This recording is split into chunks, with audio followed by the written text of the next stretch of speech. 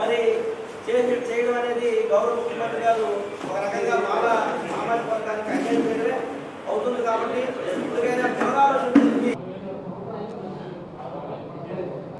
ఎస్సీలో అయితే 22% ఉంటే అందులో మాలలు కేవలం 12% మంది మాలలు ఉన్నారు రాష్ట్ర వ్యాప్తంగా తీసుకుంటారు.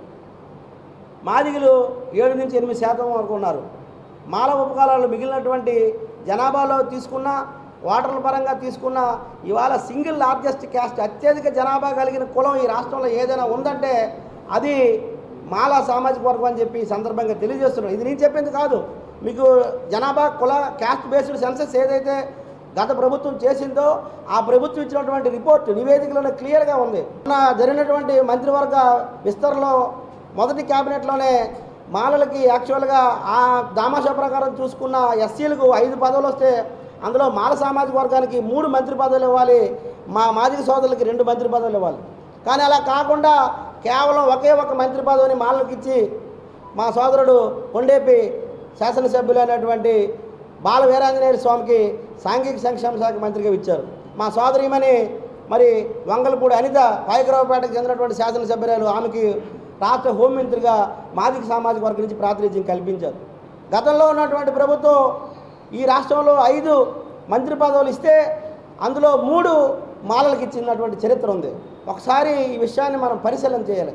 మరి అదేవిధంగా ఎస్సీ కార్పొరేషన్ ద్వారా మరి ఏదైతే గత ప్రభుత్వం లోన్లు మంజూరు చేయలేదో ఇప్పుడు ఎస్సీ కార్పొరేషన్ కూడా గతంలో 3 కార్పొరేషన్లు ఉంటే దాన్ని 1 కార్పొరేషన్గా చేశారు, చాలా సంతోషం. మరి ఎస్సీ కార్పొరేషన్ కూడా ఎస్సీ ఎస్టీ సప్లైర్ నిధుల నుంచి కార్పొరేషన్ కూడా మరి నిధులు తక్షణమే మంజూరు చేయాలి. మరి అదేవిధంగా ఎస్సీ ఎస్టీ బ్యాక్లాగ్ ఉద్యోగాలు ఏవైతే ఉన్నాయో వాటిని తక్షణమే బేషరతుగా మంజూరు చేయాలి. ఇప్పుడు ఏదైతే మెగా డిఎస్సీ అని చెప్పి మీరు ప్రకటించారో ఆ మెగా డిఎస్సీలో భాగంగా ఎస్సీ విద్యార్థులు ఎవరైతే పోటీ పరీక్షలకి ఎదుర్కొంటారో వారందరికీ కూడా బీసీలందరికీ కూడా ఇక్కడ అన్ని జిల్లాల్లో కూడా స్టడీ సర్కిల్స్ ఉన్నాయి. మరి ఎస్సీలకు కూడా ప్రతి జిల్లాలో కూడా ఒక స్టడీ సర్కిల్ ఏర్పాటు చేయాలి. అదేవిధంగా విజయవాడ కేంద్రంగా ఉన్నటువంటి రాష్ట్ర స్థాయిలో ఉన్నటువంటి ఎస్సీ స్టడీ సర్కిల్ను కూడా మరి ఈ ప్రభుత్వం తక్షణమే తెరిచి ఎస్సీల సంక్షేమం కోసం అభివృద్ధి కోసం వారికి విద్యా ఉపాధి అవకాశాలు కల్పించడంలో ఈ ప్రభుత్వం ముందుండాలని చెప్పి ఆ దిశగా ఆలోచన చేయాలని చెప్పి నేను ఈ సందర్భంగా తెలియజేసుకుంటూ దళిత ఆదివాసీ ఓట్లతో అత్యధిక మెజార్టీతో రాష్ట్రంలోనే మెజార్టీ స్థానాలు గెలుచుకొని రాష్ట్రంలో 5 ఏళ్ల పాటు పరిపాలన సాగించిన గత ప్రభుత్వం దళితుల్ని ఎంత అన్యాయం చేసిందో ప్రతి ఒక్కరికి తెలుసు. అదే పగతో దళితులందరూ ఈరోజు కూటమి ప్రభుత్వాన్ని అధికారాన్ని కట్టబెట్టారు. ఎందుకోసమంటే